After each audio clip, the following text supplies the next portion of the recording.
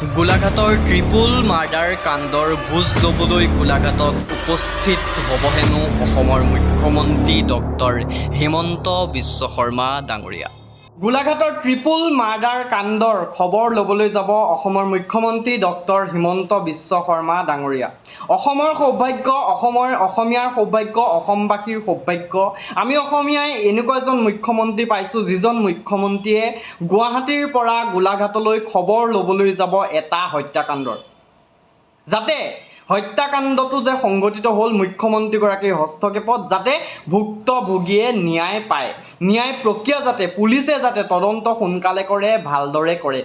অসমীয়াৰ সৌভাগ্য, অসমৰ সৌভাগ্য, অসমবাসীৰ সৌভাগ্য যে আমি ইমান এজন বিশাল মনোভাৱৰ, ইমান এজন কৰ্ম উদ্যমী, ইমান এজন অসমৰ কথা, অসমীয়াৰ কথা চিন্তা কৰা মুখ্যমন্ত্ৰী আমাক উপহাৰ দিলে।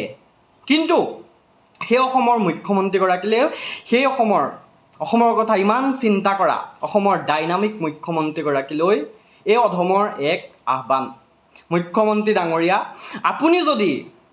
আপুনি যদি গোলাঘাটলৈ আপোনাৰ হেলিকপ্টাৰেৰে নগৈ আপুনি যদি আপোনাৰ কনভয় লৈ যায় অথবা আপুনি গাড়ীত যায়, তেনেহ'লে গোলাঘাট যাওঁতে বাটতে জখলাবন্ধাখন পাই যাব। যিখন জখলাবন্ধাত মৃত্যু হৈছিল অসম চৰকাৰৰ এটা বিভাগত কাম কৰা এগৰাকী সুদক্ষ পুলিচ বিষয়াৰ। চৰকাৰী এগৰাকী বিষয়াৰ মৃত্যু হোৱা আজি কিমান দিন হ'ল, কিন্তু জোনমণি ৰাভাৰ ঘৰলৈ আজিলৈকে যাবলৈ সময় নহ'ল মুখ্যমন্ত্ৰীৰ সময় নহ'লেই তাৰ মুখ্যমন্ত্ৰীৰ সাংগু পাংগুকে ধৰি অসম চৰকাৰৰ, অসম পুলিচৰ কোনো এজন জ্যেষ্ঠ বিষয়াও আমি জোনমণি ৰাভাৰ ঘৰত উপস্থিত হোৱা নেদেখিলোঁ।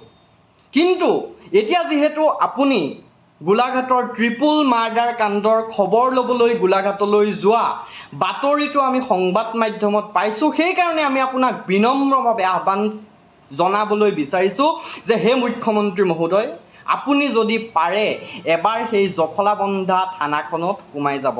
আপুনি যদি পাৰে এবাৰ জোনমণি ৰাভাৰ ঘৰখনত সোমাই যাব। ট্ৰিপুল মাৰ্ডাৰ কাণ্ডৰ আপুনি খবৰ লওক, কিন্তু লগতে খবৰ লওক জোনমণি ৰাভাৰো। আপোনাৰ হস্তক্ষেপত ট্ৰিপুল মাৰ্ডাৰ কাণ্ডৰ যি দোষীয়ে উচিত শাস্তি পাওক আৰু ভুক্তভোগীয়ে ন্যায় পাওক। কিন্তু একেই আমি আপোনাৰ পৰা বিচাৰোঁ যে আপোনাৰ হস্তক্ষেপত জোনমণি ৰাভাই ন্যায় পাওক। তেতিয়াহে আপোনাক মই প্ৰথমতেই কোৱাৰ দৰে হয়তো আপুনি সঁচাকৈ অসমৰ শ্ৰেষ্ঠ মুখ্যমন্ত্ৰী হ'ব।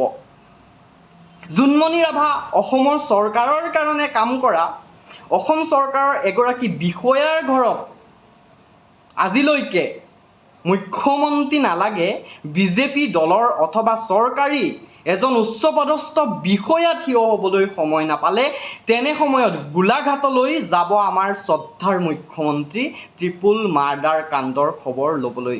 গতিকে মুখ্যমন্ত্ৰী ডাঙৰীয়া, পুনৰবাৰ আপোনাক আহ্বান জনাইছোঁ, পুনৰবাৰ আপোনাক অনুৰোধ জনাইছোঁ, পুনৰবাৰ আপোনাক কাতৰেৰে বিনম্ৰতাৰে সৈতে অনুৰোধ কৰিছোঁ, যদি পাৰে, যদি আপুনি আপোনাৰ কনভয় লৈ যায়, তেনেহ'লে এবাৰ জখলাবন্ধাৰ সেই বিশেষ ঠাইখিনিতো ৰৈ যাব যিখিনি ঠাইত জোনমণি ৰাভাৰ মৃত্যু হৈছিল, যিখিনি ঠাইত জোনমণি ৰাভাক হত্যা কৰিছিল, অথবা যিখিনি ঠাইত জোনমণি ৰাভাৰ দুৰ্ঘটনা হৈছিল।